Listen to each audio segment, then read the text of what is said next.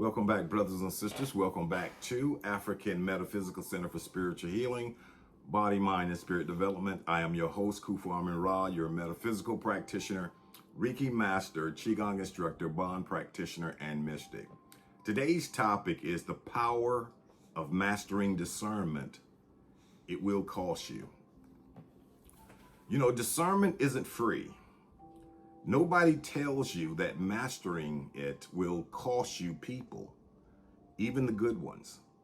Nobody warns you about this part of spiritual, emotional growth. The sharper your discernment gets, the smaller your circle gets. I'm not talking about cutting off bad people, no. I'm talking about losing connections with doctors, lawyers, teachers, the credentialed ones, the respected, the people society told you to trust blindly. Discernment doesn't check titles. It checks alignment, energy, and truth.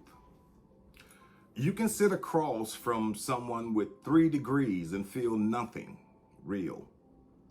No resonance, no safety, just performance. And once you see that clearly, you can't unsee it.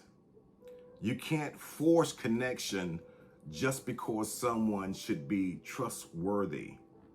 That's the cost. You lose the comfort of assuming credentials equal character. You lose easy relationships built on titles instead of truth. You lose people who were never actually seeing you, just your compliance. Mastering discernment means you stop performing gratitude for access to people who don't actually deserve your trust. It's not cynicism, it's clarity, and clarity is expensive. But how do you actually live with this without becoming isolated or paranoid? Because discernment without balance turns into distrust of everyone. And that's not the goal. The goal is discernment, not disconnection. Here's how I balance it in everyday life. I separate the role from the person. A doctor, can be skilled and still not be someone I feel safe with emotionally. Both things can be true. I don't need to fire everyone who doesn't pass the soul connection test. I just stop expecting that from them. I use discernment as information, not identity. Feeling misaligned with someone isn't a verdict on their worth as a human. It's just data. I let the data guide boundaries, not bitterness.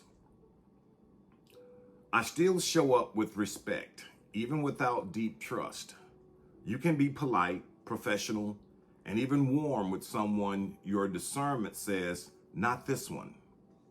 Discernment isn't rudeness.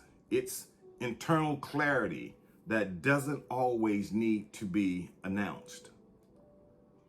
I check why some things feel off before I act on it. Is this discernment, or is this an old wound talking? I pause.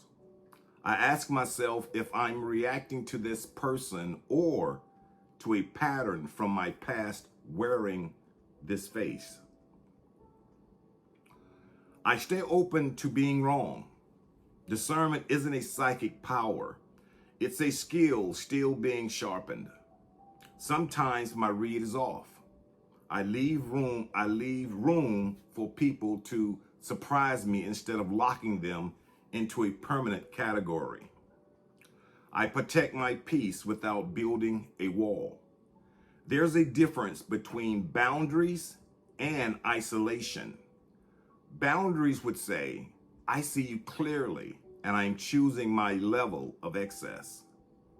Isolation says no one gets in, no one. I am for the first one.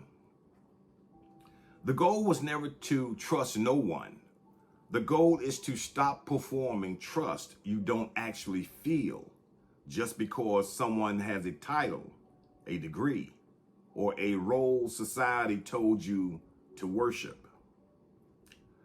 Discernment costs you illusions. It costs you performative connection.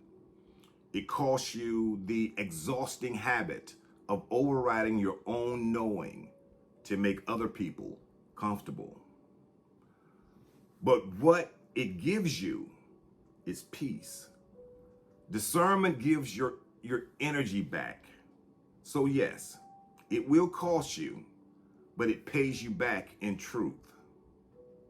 Are you willing to pay the price? Thanks for stopping by. And until next time, Ashe, Ashe, Ashe.